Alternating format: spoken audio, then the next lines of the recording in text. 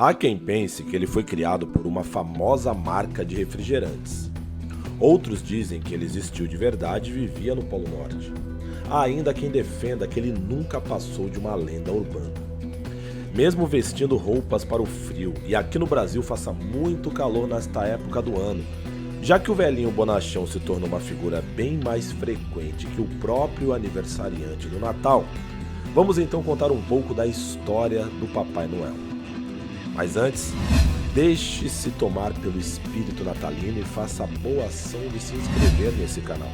Deixe aquele like natalino de presente, assista todos os nossos outros vídeos e compartilhe-os. Certeza de que o Papai Noel te recompensará, mas só no final do ano que vem, tá bom?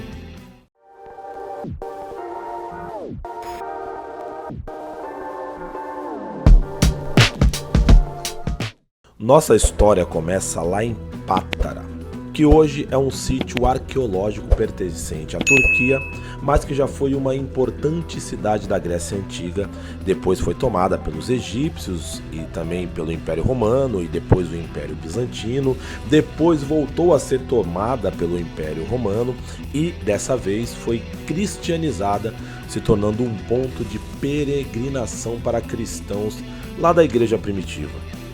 Ali nasceram vários bispos da igreja também, chamada primitiva, como eu disse, e entre eles um tal Nicolau, lá em meados do século III. Dizia-se que seus pais eram muito ricos e convertidos ao cristianismo. Desde criança, o Nicolau dizia que nasceu para atender a um chamado divino. Ele tinha o hábito de orar e fazia ações de caridade sempre que podia. Mesmo tendo ficado órfão ainda jovem, Nicolau usava sua herança para ajudar a quem podia. Quando se mudou para Mira, uma outra cidade que fica ali na mesma região de Pátara, ele foi reconhecido por sua bondade e os habitantes dali fizeram um movimento para que ele se tornasse um bispo. E esse movimento foi atendido.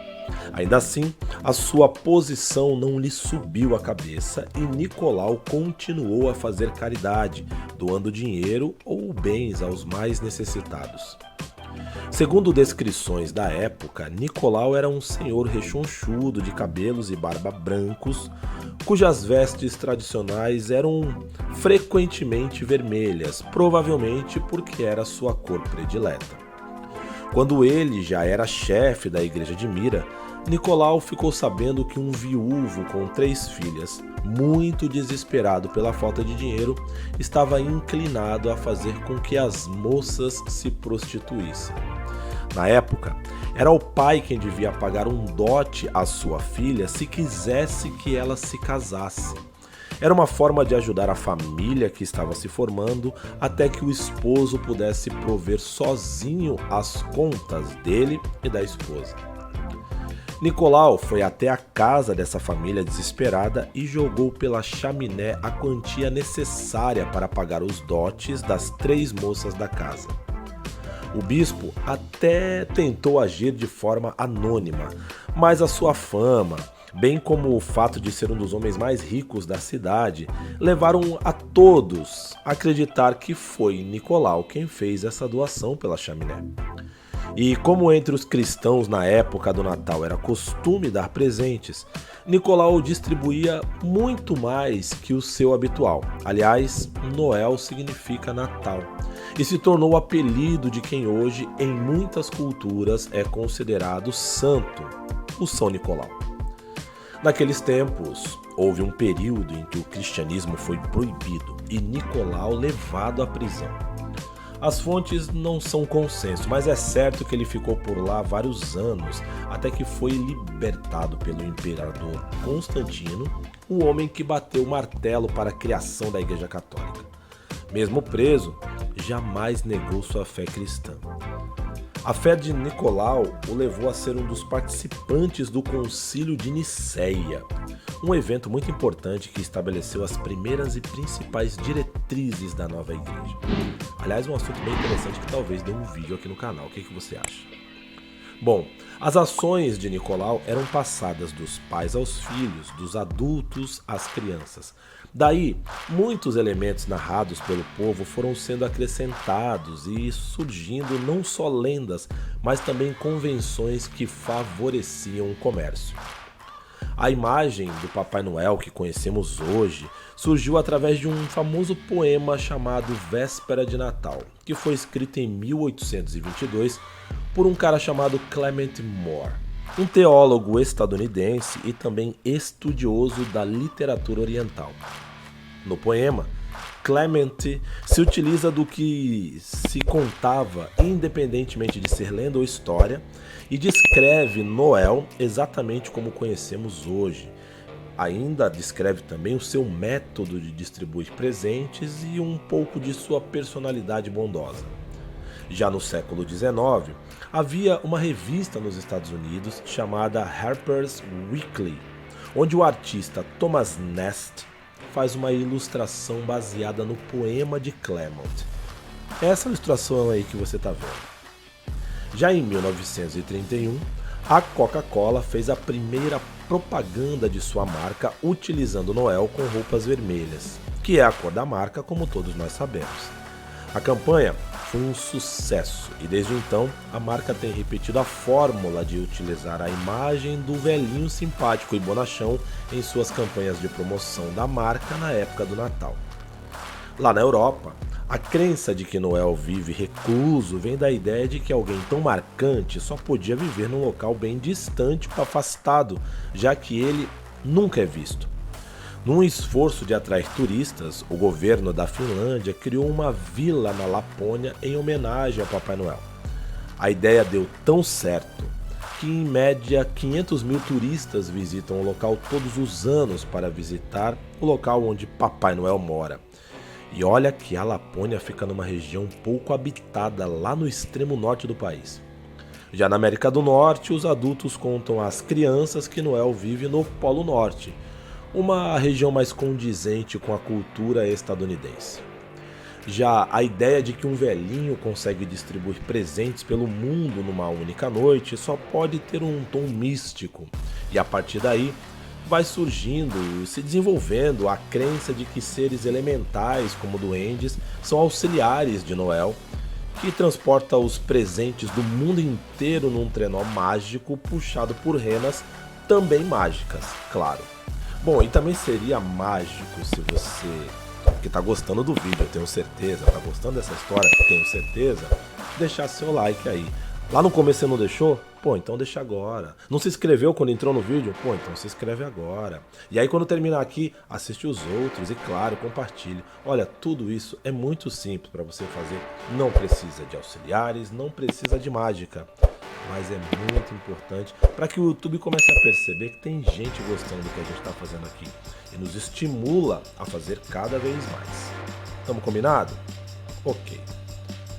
Desde o século passado, Noel toma cada vez mais o lugar de Jesus, que seria o aniversariante da data.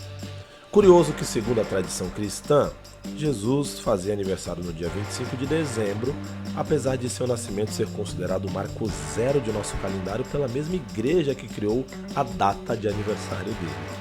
Talvez seja um assunto para um vídeo, talvez. Por causa da cultura consumista que se desenvolveu fortemente no Ocidente, em nome dos interesses capitalistas, Jesus foi sendo substituído cada vez mais por Noel, esse senhor idoso, bonachão, que ainda trabalha e de graça. No Brasil, por exemplo, mesmo que nessa época faça muito calor por aqui, Noel é venerado vestindo um bom casaco, uma calça quentinha e um gorro, todos vermelhos. Segundo estudos, a cor que ativa a área do cérebro que induz o consumo. A gente explicou isso lá no vídeo que nós falamos sobre as cores, lembra? Noel também é utilizado para enganar nossas crianças ao fazendo ignorar o quão oneroso é verter suor para conseguir perpetuar nelas essa veia consumista. Afinal, pais trabalham e economizam um pouco mais para presentear os seus filhos nessa época do ano. E com isso, não ter aquela sensação de vazio. Curioso é que se aceita mentir para as crianças dizendo que é o velhinho bonachão quem avalia o comportamento e o merecimento delas, terceirizando essa responsabilidade. Ou seja, as crianças não precisam ser orgulho dos pais, mas serem reconhecidas por Papai Noel. Esse senhor idoso estampa embalagens, fotos, vídeos, cartazes e qualquer coisa publicitária que induz o consumo, sendo socialmente constrangedor, se não vergonhoso, para aquele que não responder a essa indução. Muitos pais com menos recursos, por causa da alienação consumista, se sentem mal e envergonhados por não conseguir dar o presente desejado aos filhos. Enquanto isso, Jesus, que seria o aniversariante, talvez não sirva mesmo como exemplo dessa alienação consumista promovida pelo capital, porque ele pregava exatamente o contrário do que representa o velhinho de vermelho. Cultivar tesouros no céu, onde a traça não come e a ferrugem não corrói, por exemplo, é uma de suas ideias mais icônicas de combate ao consumismo. Sem contar o único momento de suas histórias em que ele perde as estribeiras e fica muito irado, que é quando ele expulsa os vendedores de um templo. Aliás, diferente do velhinho bonachão sempre sorridente, Jesus é com frequência e sadicamente venerado em imagens que representam a tortura que ele sofreu. Já nas imagens em que Jesus aparece meio que de boa, fica evidente que platinaram o seu cabelo, colocaram lentes de contato em seus olhos e empalideceram a pele desse homem que teria nascido em plena Judéia, no Oriente Médio. Afinal, é inadmissível um exemplo de homem ser um não branco. Mas talvez isso seja também um assunto para um outro vídeo. Só uma última observação. Embora eu tenha destacado o Ocidente, sei que a cultura do consumismo também é forte no Oriente. Mas é que o sujeito platinado não é assim tão reverenciado por lá.